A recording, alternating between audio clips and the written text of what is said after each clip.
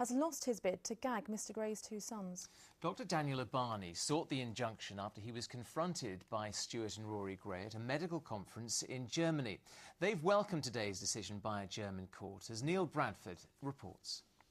I want to listen to what he has to say. What have you got to say?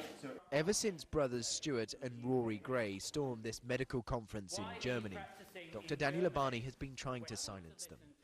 It was his mistake that killed their father, 70-year-old David from Mainey in Cambridgeshire.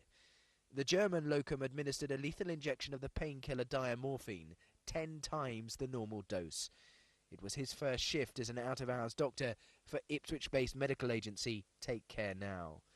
Ubani was seeking a Europe-wide injunction banning the Gray brothers from talking publicly about the events in February 2008. But today, German courts threw out his case, news which reached GP Stuart Gray at his surgery in the West Midlands this afternoon.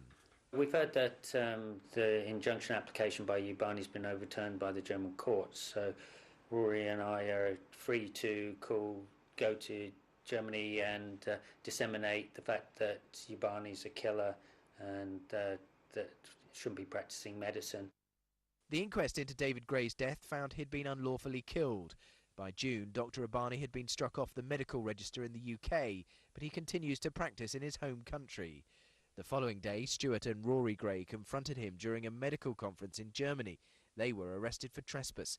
Then in August, Ubani started legal action to silence the brothers' campaign. Lawyers say any injunction would have been unworkable. In the UK, it's very difficult to get gagging orders, as they're called here, to stop people from saying things that are allegedly defamatory, but people say are true. So even if the German court had granted this order, I'm very confident that the English court wouldn't have enforced it because our laws are so different.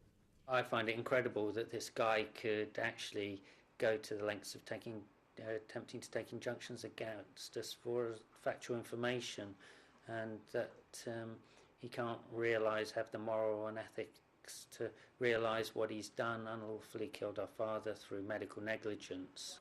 The Gray brothers still face criminal proceedings for confronting the doctor as he spoke at that medical conference. Following today's ruling by the German courts, their hopeful charges against them will now be dropped.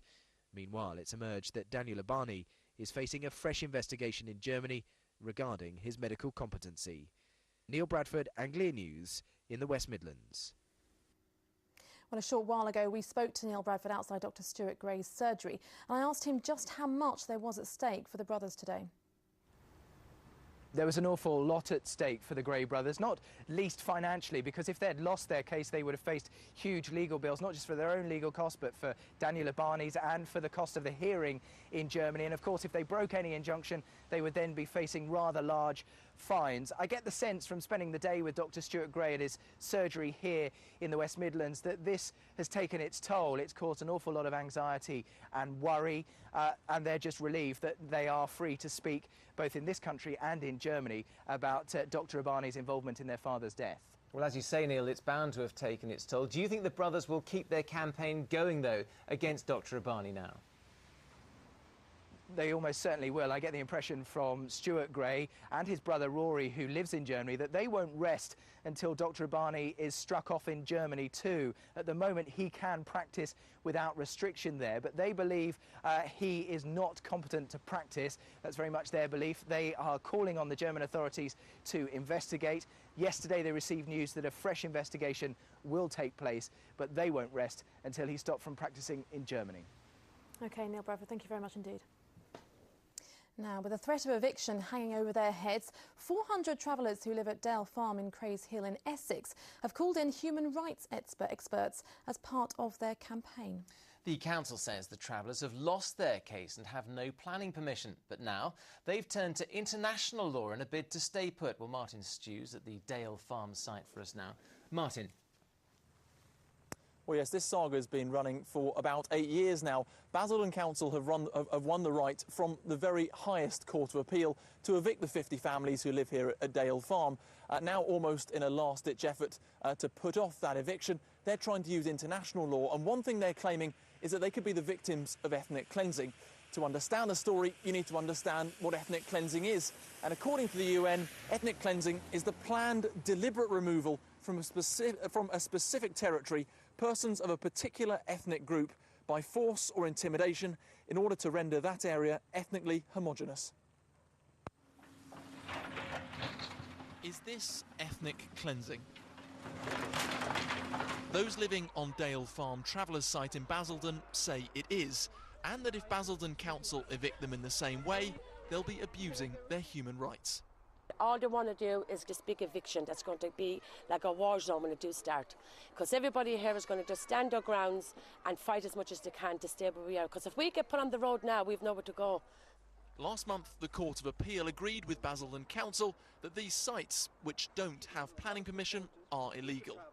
Well, already several sites have been cleared here at Hovefield, which is just down the road from Dale Farm. And now Basildon District Council want to clear the families off these sites as well. The council is closing the net on the 400 living illegally at Dale Farm, but the travellers say without an adequate alternative, they're not leaving. The Court of Appeal has found that you're in the wrong. You should move out, shouldn't you?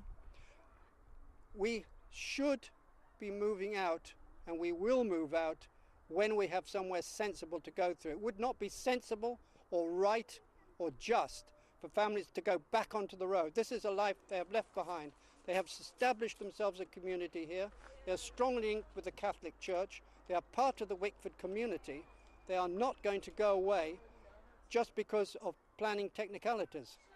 To help them, today they drafted in experts from Essex University's Human Rights Clinic. They've already contacted the UN and believe if the council don't offer culturally adequate housing as an alternative, they'll be breaking up a poor, vulnerable community and committing ethnic cleansing. But the council say the Equality and Human Rights Commission was a party to the legal action in the High Court and Court of Appeal. The courts considered all the arguments and information provided by the EHRC, but did not uphold their legal challenge. The travellers say their challenge is far from over.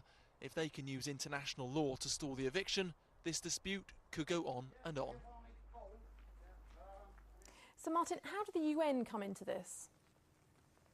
Well, Emma, you've got to remember that living on this site are children and pensioners, and so worried about what would happen to them, the people from Essex University from the Human Rights Clinic contacted the UN to lobby them to lobby the government, and the UN in turn have written a letter to the UK government essentially asking them to keep an eye on the legality of how the travellers are moved on. Well, Martin, both sides seem pretty resolute on this. Where does it go from here then? Well, essentially, the Basildon Council are likely to issue a notice of eviction, which will be they'll do that any day, and that'll be a 28-day notice of eviction. When that happens, well, the travellers are likely to try and counter, as I say, using this international law. And it all comes down to one point. Has a culturally acceptable alternative been offered? What do I mean by that? Well, if you lived in a house and somebody offered you a caravan to move into, would that be acceptable? Possibly not. The travellers here say they've been offered council housing, but that's not what they want. They live in caravans. They want an area of land in which they can live. Now, if and when this eviction does go through, don't expect the travellers to give up without a fight. Indeed, Martin Stew, thank you very much for that. Right, it's just going up to